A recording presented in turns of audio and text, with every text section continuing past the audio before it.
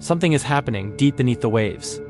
In the dark, crushing abyss of our oceans, a silent war may have already begun. Our modern world runs on light. Pulses of light flashing through glass fibers thinner than a human hair. These are the undersea cables, the veins and arteries of our global civilization. They carry 99% of all international data. Your emails, your money, your entire digital life. And they are shockingly vulnerable. Imagine a world plunged into digital darkness. Stock markets crash. Global banking freezes. Communication grinds to a halt. Supply chains collapse. It wouldn't take a bomb. It would only take a cut. A deliberate, precise snip in the deep. This isn't a hypothetical scenario. It's a terrifying possibility that intelligence agencies are taking very, very seriously. Cables have been cut before, often by accident. A stray ship anchor, a clumsy fishing trawler. But what if it wasn't an accident? In recent years, a pattern has emerged. A disturbing series of unexplained cable breaks in strategic locations. The Red Sea, the Mediterranean, the waters off Taiwan. Each incident sends a tremor through the global network. A small taste of the chaos that could be unleashed. And then there is the Yantar, a Russian ship officially designated for oceanographic research. But intelligence sources call it something else. A spy ship. A mothership for deep-sea submersibles.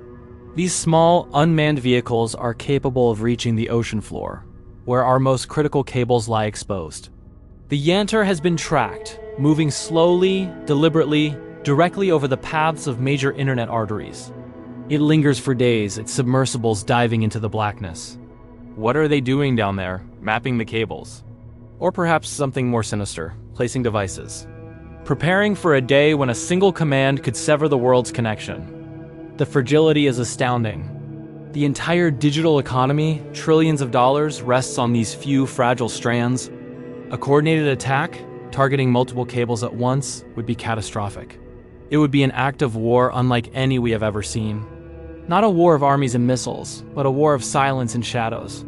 A war that could cripple nations without firing a single shot. The world would not just go offline. It would go blind. Think about the immediate aftermath. Your bank account inaccessible. The global positioning system gone. International news silenced.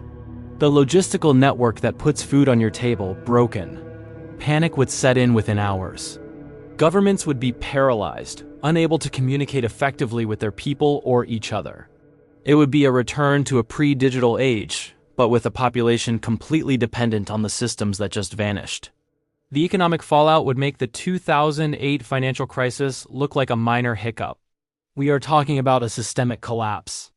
This threat isn't new. The vulnerability has always been there, hidden in plain sight, deep beneath the ocean's surface. But the intent to exploit it feels closer than ever. The geopolitical stage is fraught with tension. A Cold War is being waged in cyberspace, but the physical infrastructure is the ultimate prize. Control the cables, and you control the flow of information. You control the world's economy. You hold a knife to the throat of modern society. This brings us to a mystery from the past. A sound from the deep that still haunts researchers. In 1997, hydrophones deep in the Pacific Ocean detected something. A sound. A powerful, ultra-low frequency noise that rose and fell for about a minute. They called it the bloop. It was louder than any known animal, including the blue whale. Its source was a complete mystery. For years, theories abounded. A military experiment. An unknown geological event? Or perhaps ... a creature. Something vast and ancient, stirring in the abyss. The official explanation, years later, was the sound of a massive icequake. A giant iceberg cracking and breaking away from an Antarctic glacier. It's a plausible theory. But the timing and location, far from known glaciers, left some skeptical. The bloop remains a symbol of the ocean's great unknowns. A reminder that we know more about the surface of the moon than we do about the deepest parts of our own planet. What else lurks down there, in the perpetual darkness, where our vital cables lie? The same hydrophones that detected the bloop are part of a network originally designed to listen for enemy submarines during the Cold War. The Sound Surveillance System, or SOSUS, it's a network of underwater listening posts, a vast ear pressed against the ocean floor. Today, it monitors for seismic activity, marine life, and other unidentified sounds. Could it detect the quiet, deliberate work of a submersible tampering with a cable? Perhaps, but the ocean is vast, and a small, silent craft is easy to miss. The Yantar is not the only vessel of its kind. Other nations possess similar deep-sea capabilities. The race to map, monitor, and potentially control the seabed is well underway. It's a shadowy conflict, fought thousands of feet beneath the surface. Every unexplained cable fault is now viewed with suspicion. Was it an earthquake, or was it a test? A dry run for a larger, more devastating attack. The line between accident and aggression is becoming increasingly blurred. We have built a glass house on the ocean floor, a magnificent, brilliant structure that has connected humanity in ways we never thought possible. But we forgot how easily glass can be shattered. We've become complacent, taking for granted the instantaneous connection that underpins our lives. We swipe, we tap, we stream, oblivious to the immense and fragile infrastructure that makes it all possible. The darkness is not just a metaphor. The deep ocean is a place of absolute black, immense pressure, and freezing cold. It is an alien world on our own planet. And into this hostile environment, we have laid our most precious asset. We have trusted the abyss to keep our secrets safe. That may have been a grave mistake. The monsters are not just in the old sea charts. They are real, and they may be piloting submersibles. The next time your internet flickers or a website fails to load, pause for a moment.